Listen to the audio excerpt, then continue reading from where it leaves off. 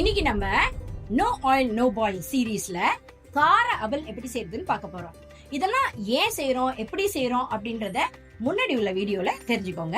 இப்ப கார அவலுக்கு தேவையான பொருட்கள்: இந்துப்பு, சுத்தித்த இந்துப்பு, மிளகுத்தூள், சீரகத்தூள், மஞ்சள் தூள், கேஷ்யூ பவுடர், முந்திரி பருப்பை பவுடர் பண்ணி வச்சிருக்கேன், எலுமிச்சப்பழம், வெள்ளை அவல், கேரட், நிலக்கடலைய ஊற வச்சு வச்சிருக்கேன், இஞ்சி நல்லா சீப் பண்ணி வச்சிருக்கோம், கொத்தமல்லி, கொஞ்சம் மாதுளம் அதோடைய முத்துக்கள்.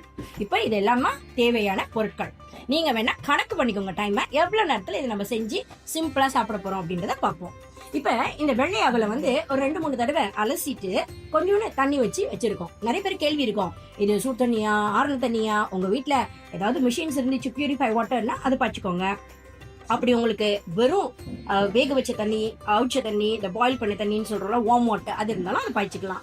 எக்காரணத்தை கொண்டும் சுடு தண்ணி தேவையில்லை. ஸோ கொஞ்சோண்டு நம்ம அவலை எடுத்து உள்ள போட போறோம். சரிங்களா? இப்போ அவலை உள்ள போட்டுட்டோம். நம்மளுக்கு இங்க ஒரு 5-6 பேர் இருக்கிறதுனால நம்ம எல்லா அவலையும் யூஸ் பண்ணிக்கலாம். ஓகே, அவல் போட்டுட்டோம். இப்போ இந்த உப்பு கொஞ்சம் தேவையான அளவு உப்பு போட்டுக்க போறோம். அடுத்து மஞ்சள் தூள். ஏன் மஞ்சள் தூள் போடுறோம்னா ஆன்டி இன்ஃப்ளமேட்டரி சப்ஸ்டன்சஸ் இந்த மஞ்சள்ல இருக்கு. மஞ்சள் கூட போடாதீங்க, ஒரு மாதிரி துவர்ப்பு சுவை வந்துடும். இப்ப காரத்துக்கு கொஞ்சோண்டு மிளகு தூள் போட்டுக்கிறோம். மிளகு அதிகமா இருந்தா குழந்தைங்க விரும்பி சாப்பிட மாட்டாங்க. ஆக்கும் அகத்தை சீரகம் அது கொஞ்சோண்டு. என்னடா பெரிய ஸ்பூன்ல போட்டுட்டு இருக்கீங்களா, என்ன கணக்குன்னு கேக்குறீங்களா? ஒரு 2-3 பிஞ்சு போட்டுக்கோங்க, அவ்வளவுதான். முந்திரி பருப்பு எல்லாருக்கும் ரொம்ப பிடிக்கும், இது ஒரு 2 டேபிள் ஸ்பூன் நீங்க போட்டுக்கலாம். சரிங்களா? அடுத்து எலுமிச்சப்பழம். எப்படின்னா எலுமிச்சப்பழம் இதை நீங்க இந்த மஞ்சள் பழம், லிமா கஸ்தூரியெல்லாம் வேணாம். இது லிமோ நிப்பீஸ்னு நம்ம மலேசியாவில் சொல்லுவோம். மற்றபடி இதை துர்கை அம்மனுக்கு போடக்கூடிய எலுமிச்சை கனி அப்படின்னு சொல்லக்கூடியது. ஓகே, இப்போ நான் இதை போட்டது எல்லாத்தையும் உங்களுக்கு அழகா மிக்ஸ் பண்ணிட்டேன். பாருங்க, நான் மஞ்சள் போட்டேன் தானே, உங்களுக்கு அது மஞ்சள் ஏறுன்னு இருக்கா? இல்லைல்ல? ஓகே, இவ்வளோதாங்க. அடுத்து கொத்தமல்லி. நிறைய பேருக்கு கொத்தமல்லி இப்போ பிடிக்கிறது இல்லை. கொத்தமல்லி போட்டால் அது ஒரு டேஸ்டே தனியாக இருக்கும். இப்போ கேரட்டு. இன்னொரு விஷயம் தெரியுங்களா, நல்லா கலர்ஃபுல்லாக இருந்தால் அது பிள்ளைங்க நல்லா என்ஜாய் பண்ணி சாப்பிடுவாங்க.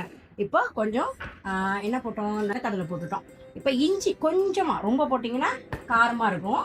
இப்போ நல்லா முத்து முத்தாக இருக்கிற சிவப்பு கலரு பொமக்ரேனட்னு சொல்லக்கூடிய மாதுளம்பழம். ஓகே, ரெடி ஆயிடுச்சுங்க. நம்மளுடைய கார அவல் ரெடி ஆயிடுச்சு. இப்போ நம்ம இந்த கார அவலை சாப்பிட்டுட்டு எப்படி இருக்கு அப்படின்னு நீங்களாம் கமெண்ட் பண்ணுங்க. இது ரொம்ப வேகமா காலையில எந்திரிச்சு பிள்ளைங்க ஸ்கூலுக்கு போகும்போது டக்குன்னு ஒன்று செய்யணும் அப்படின்னு நினைச்சிங்கன்னா இதுதாங்க அற்புதமான விஷயம். மறந்துடாதீங்க, ரொம்ப ஈஸியா செய்யக்கூடியது, ரொம்ப ருசியானது, அத்தனை சத்துக்களும் உடையது, ரொம்ப சூப்பரா இருக்கக்கூடியது. அனைவருக்கும் நன்றி, நமஸ்காரம்.